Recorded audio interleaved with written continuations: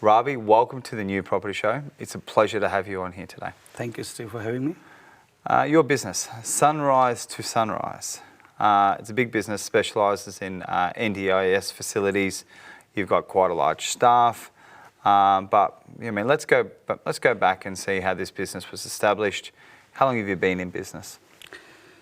Sunrise2Sunrise, it says from the name, 24/7 support. I've been running the organization 5 years by this November.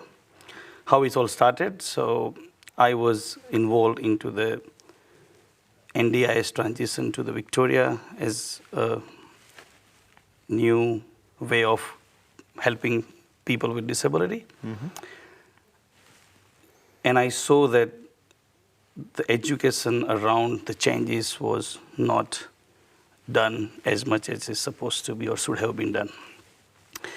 I started helping back in 2018. I started helping some families to get their plan utilized properly, correctly understand the price guide, so on. And then we decided to help more families and more participants.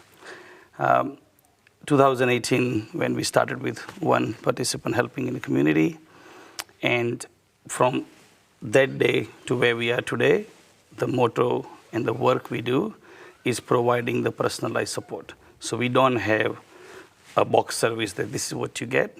We work on what works for participant, what requirement they have, and we tailor the support around that, from training to all the way to delivering the right qualified support.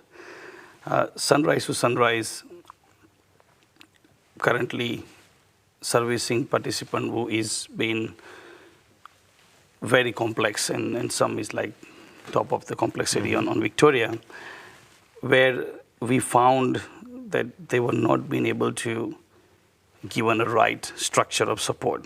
So we call it a therapeutical model. Mm-hmm. And how it works is that we work with the therapy, behavior specialists, occupational therapists, and complex team from NDIS. Go outside the home. Yep. Outside of home. And we will do a staff personalized training around that, which includes how to even respond to particular behavior of concern, how to ensure that the documentation is being done, because there was a big gap in advocating for participants within the services to the NDIS to get the right funding. I could imagine too, it'd be pretty complicated. So let's assume you're the participant. You've got a disability, you've got a carer, you've got a government facility, you've got some concerned or not concerned family members, you've got some friends and family, and whether they've accidentally fall into that situation or it's been a disability they're born with, you're already facing some challenges in life. And now to bring that on, you're bringing onto that what would be imagined to be, I hate admin, complex structure, government funding, and making sure that you can eat, breathe, shower, do that. So it seems like you're delivering not only the service, but you're giving back to community. And one of the reasons we've invited you on here, because it's a human effort that you're doing, which is fantastic. So I do applaud you on that. Thank you. With that said though, you're involved with the facilities in terms of fitting out houses. How does that look? So we're currently running a large transition plan with state, federal, and different entities involved in there. A lot of people coming out from the mental facilities. A lot of people, participants who has been put into the aged care where they doesn't belong to because of their age, but not having the enough housing available, they've been put in that situation. What we do, we look at individual needs, and we don't go, okay, these are the 10 houses available, pick one. We go with the family and say, okay, where do you want your loved one to be living? And most probably they have preference of location, so we work through that channel to secure the property, make modification as required for the participant to help them with the regulation of day-to-day support. And as you rightly said, is about not taking a step to go far as we are going to look at somebody's goal is to go on Gold Coast. But current presentation and the needs are different.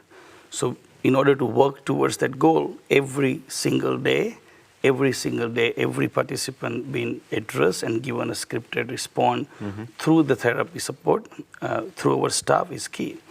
Now, there's a big gap in the system around the housing. So what we done is we worked with a lot of SDA providers, and we also work with a lot of the private investor and so on who can really commit to the home the way we wanted to build and the way what works for participant.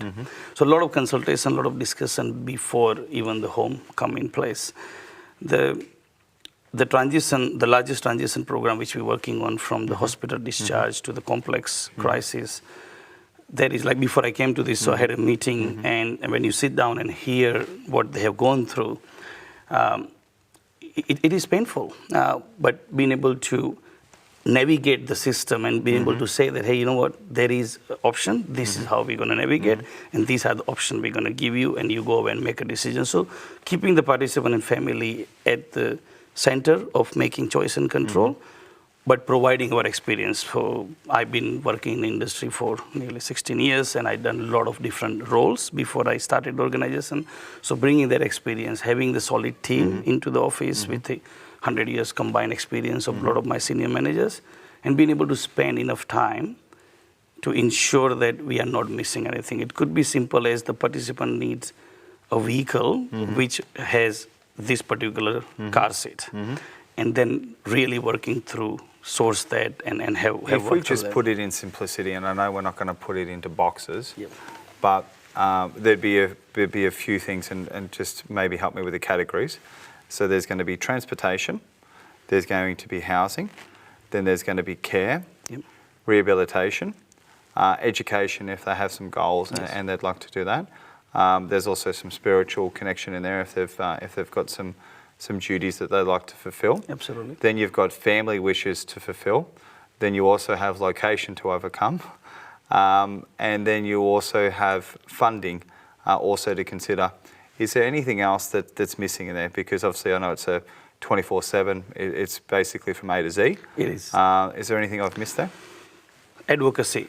Yeah. So what we're finding is that what is happening on the ground is not reaching to the people who is approving those funds. And Loses things. energy. Yeah.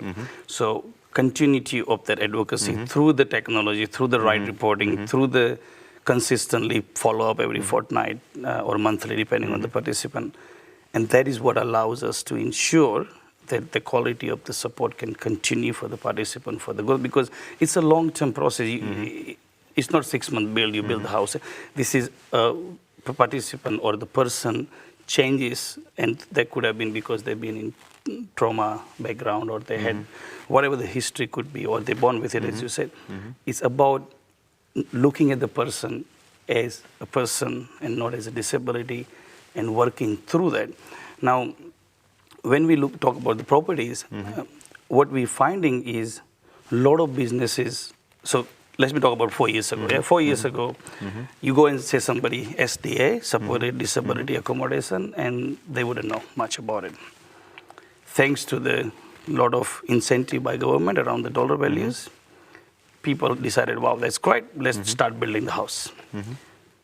What you see in there is a massive gap, because those investors, all the builders are not looking at providers like us who works on the ground day to day.